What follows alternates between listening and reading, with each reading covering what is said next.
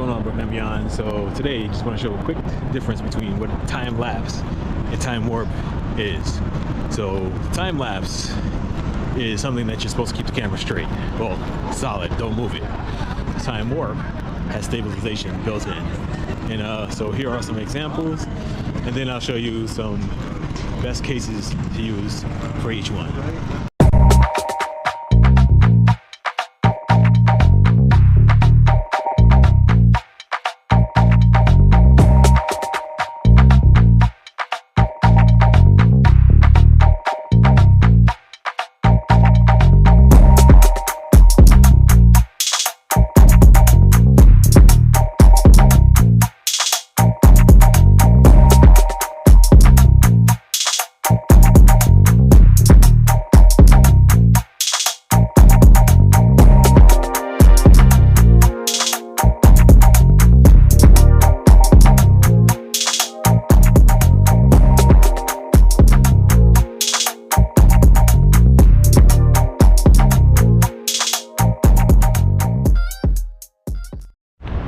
While the GoPro Heroes may be different with the time lapse and time warp, while you're moving, while standing still, they're the same. So check this out.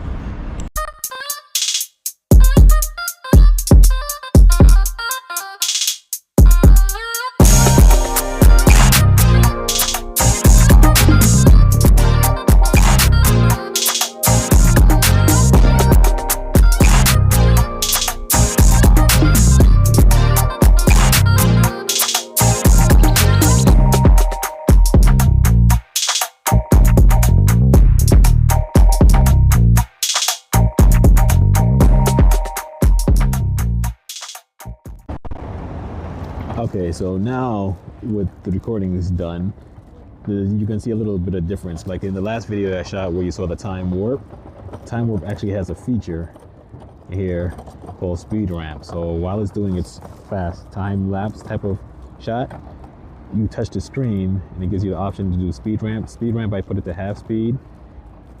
You have the option to do half speed or real speed.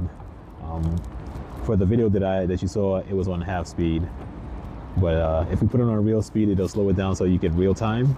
Half speed, it'll go in slow motion like what you saw.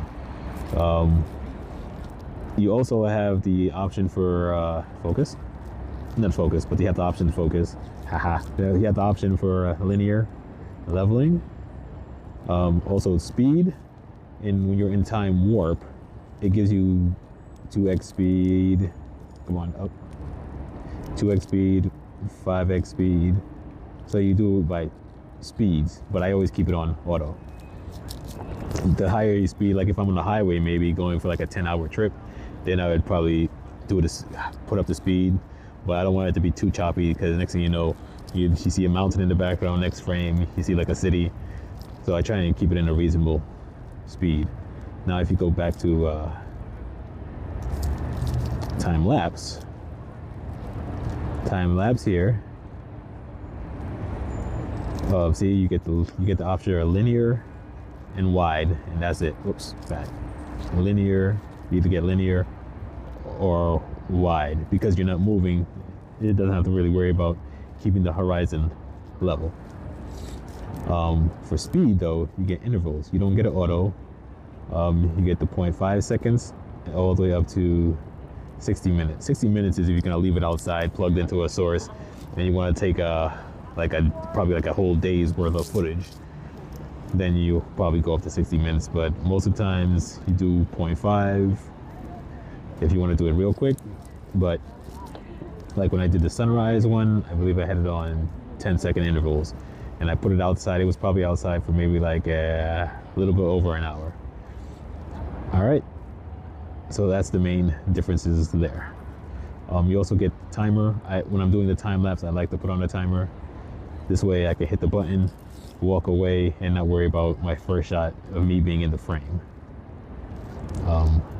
Wait a second, I don't remember if I have it in time warp, so let me just go back and see.